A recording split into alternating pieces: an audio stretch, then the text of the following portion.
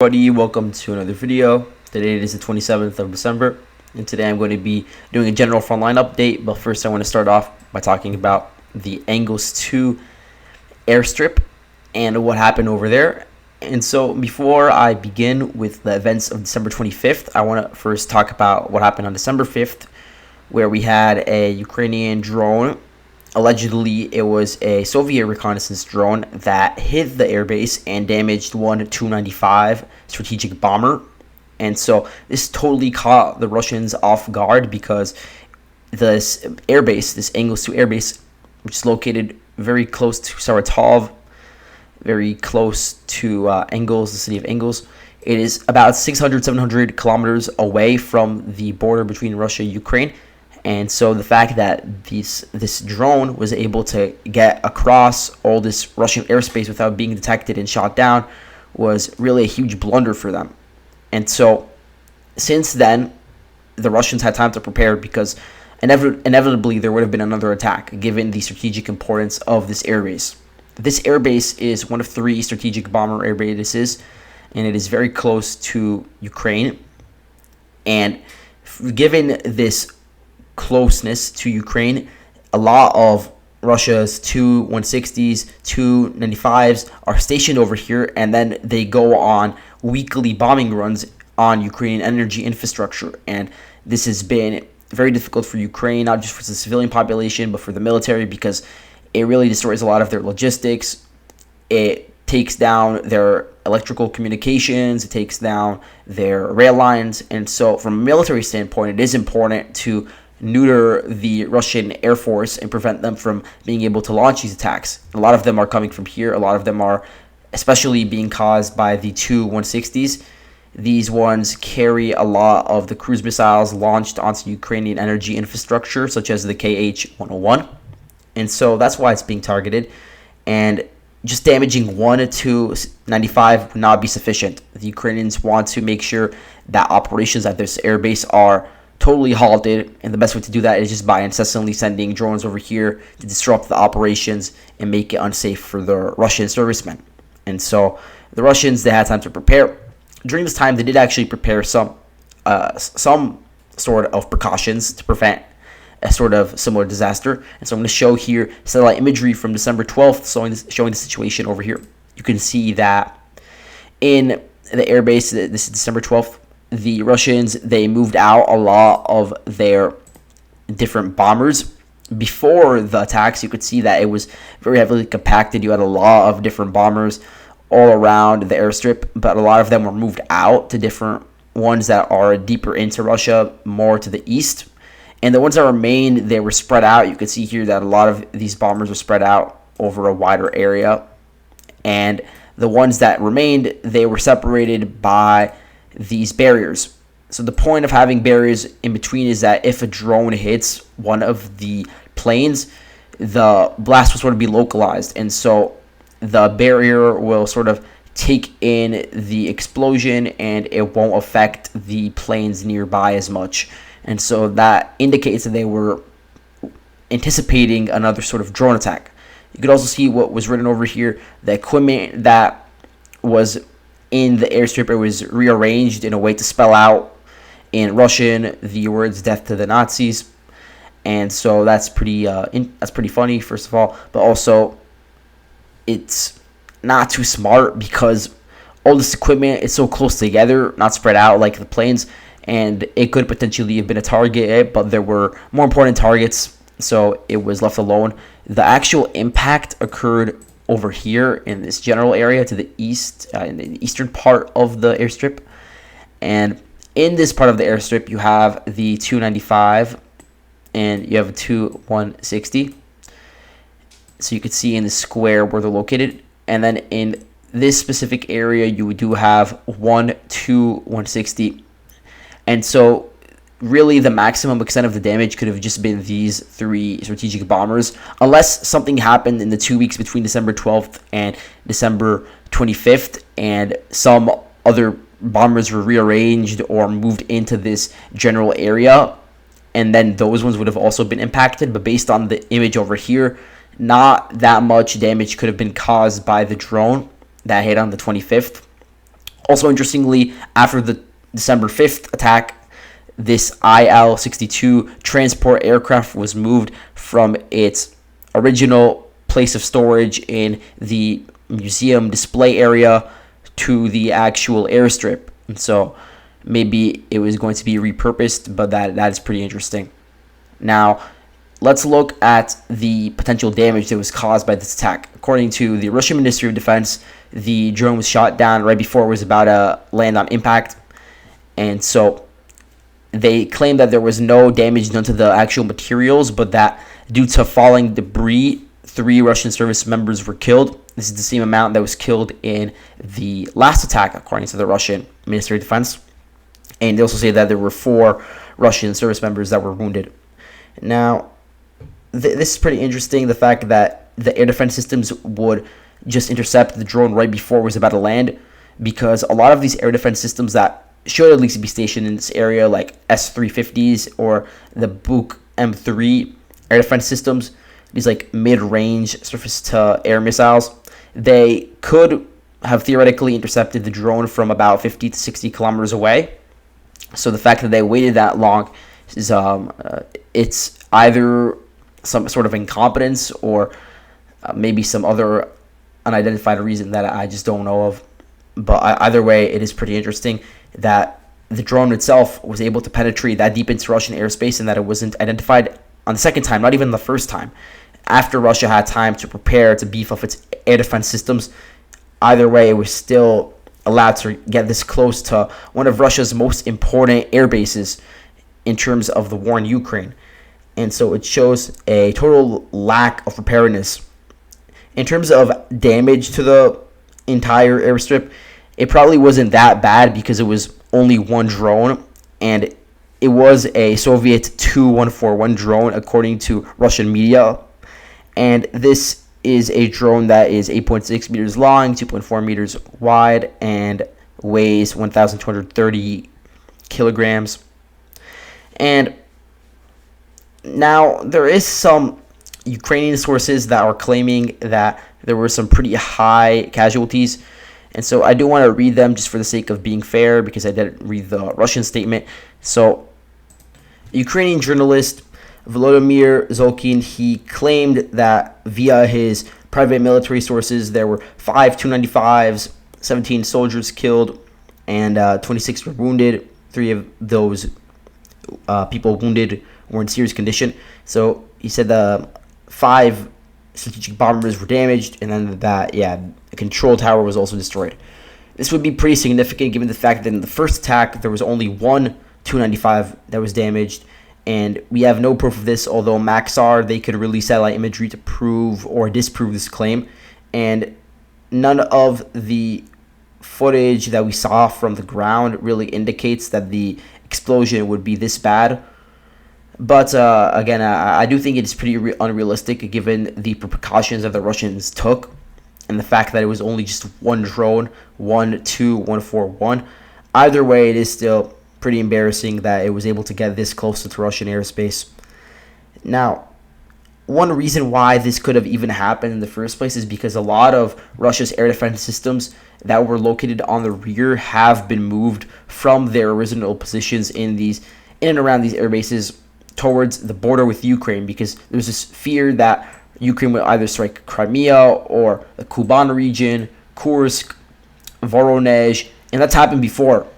And so there is an imperative to move the air defense systems towards the border with Ukraine.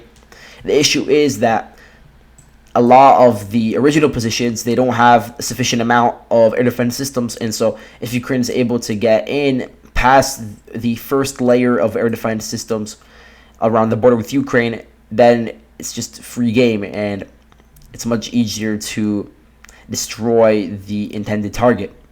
So that's one theory why this could have even happened in the first place. We're going to see if Ukraine continues to capitalize on their successes and attack other Russian military infrastructure deep within their territory. But now let's move on to the situation on the front lines, where I do have some news to report from the Avdiivka region. The 9th Separate Marine Infantry Regiment was able to capture some ground around this highway over here from Avdiivka to Konstantinivka. This gives them some better positions around Krasnohorivka and Novobakhmutivka to the north. And Novobakhmutivka, it's been a center of a lot of fighting between Russia and Ukraine. It's currently contested. By taking this region over here, the southern part of the town could be flanked and potentially taken over. Krasnohorivka could also be attacked in a frontal assault, although this will be very difficult because it's been very fortified, given the fact that the front line has barely moved in many, many months now. Krasnohorivka is really necessary for the Russians to take if they want to ever encircle Avdiivka. You can see Krasnohorivka is one of the towns stopping the supply lines to Avdiivka from being cut off. So if Krasnohorivka falls, then this entire line over here could be cut off, and then it will make the siege of Avdiivka easier to commence. And then again, it will make the battles at Novobakhmutivka easier. Now the Russians could theoretically attack from the south and flank the Ukrainian grouping that is still present in Novobakhmutivka. Taking over Novobakhmutivka will not do much, really. The only thing that could come out of that is just that they will be able to advance a little around Oleksandropil. But then again, from there, it's going to be very difficult to dislodge the Ukrainian positions in New York. That's going to require months of just heavy artillery fire and methodical overrunning of Ukrainian defensive positions around here that are very fortified. New York is probably one of the most fortified parts of the front line. It's barely moved since the beginning of the war, February 24th. But by taking New York, it would be a massive win for the Russians in this region. It would put the Toretsk in peril, and it would put a lot of different parts of the Donbass line in peril. But I don't see that happening really for a very long time, especially while the battles in Bakhmut are ongoing. Another thing to see is that the Russians have been able to expand their so-called bridgehead. It's not really a bridgehead. It's just their positions to the west of the Donbass Canal. Now they're advancing towards Bilohora using this tree line over here, which puts them in a pretty good position to attack the residential areas of Bilohora and also cross the open fields to Dilivka. And so the Ukrainian positions here are now being threatened, and by taking these positions, Russia would be in an advantageous position to attack the Ukrainian fortifications to the north of Toretsk. It could also try to cut off supplies to the Ukrainian garrison in Bakhmut by attacking this highway over here. They could set up, let's say, 4 artillery positions, or maybe try to advance and cut off Konstantinivka and Bakhmut by sending their infantry to here. It would be a bit of a stretch, but it would be totally unexpected given the fact that the main fighting is going on in Klishivka, Opytne, and Bakhmut itself. So who knows? In Klishivka, we've really not seen the front line change that much. They're still fighting on the eastern outskirts of the town, and the Ukrainians are holding firm. They're mining the city itself. You have the 128th Mountain Assault Brigade. Some of its units are in here. 71st Jaeger Brigade. Some of its units are in here. 28th Mechanized Brigade moved from Kherson. Some of its units are in here. And so it's going to be a very tough nut to crack. But once it is cracked, we can see here that there are some extensive fortifications even to the west of the town.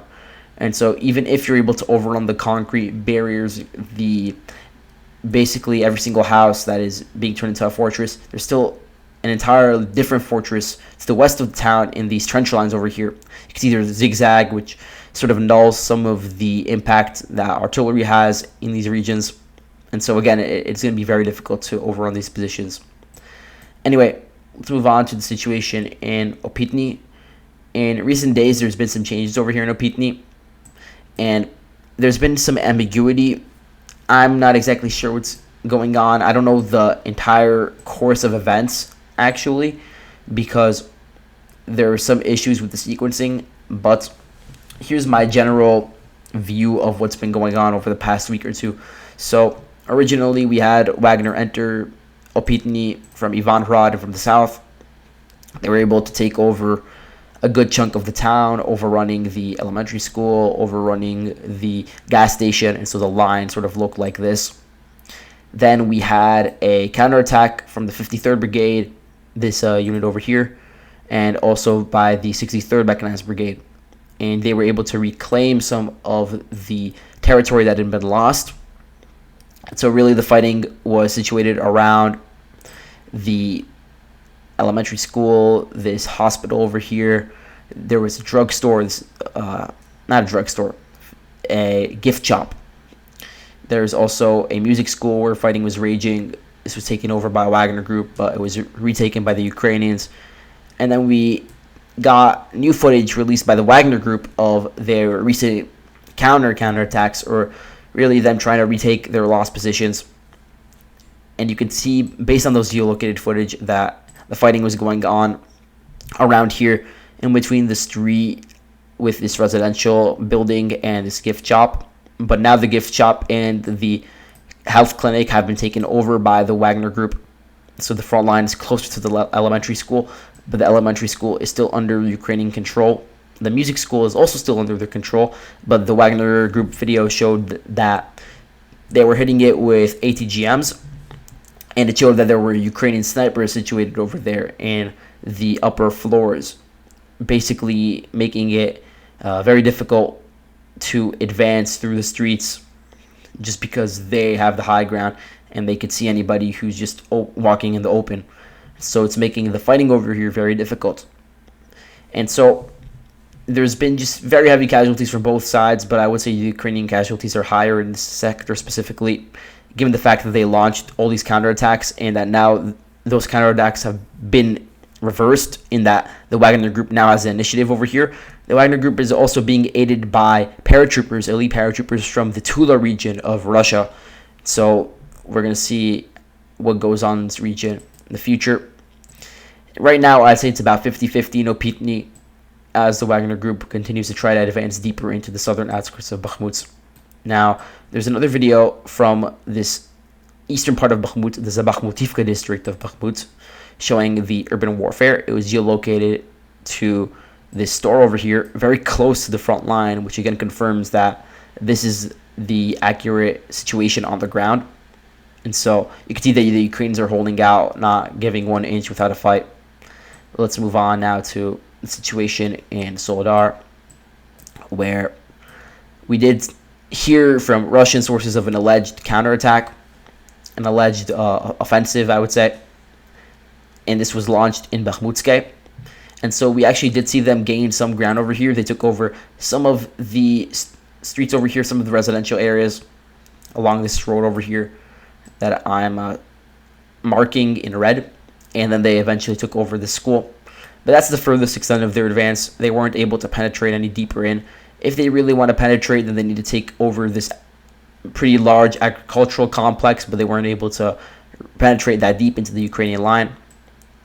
Then they also try to launch some frontal assaults on the Ukrainian positions around Lomonosovat Street and around some other streets to the north. Around here, you have Zelev Soko Street, where a video was geolocated. It showed a failed Russian assault by a very small squad of, I think, 12 men, but it was beaten back by Ukrainian mortar and artillery crews, which shows really that the entire advance here is stalled, and that even if there are some localized counterattacks, it's not enough to break the line. This has come at a great cost to Ukraine, but they have been able to hold the line in the very southern outskirts of Soledar, which is very impressive in the fact that even if they were to concede these parts of Soledar, then you still have the entire northern portion of Soledar that is pretty heavily mined. There is actually a salt mine over here, and it's one of those industrial cities that makes the Donbass so notable and makes it invading the Donbass so difficult.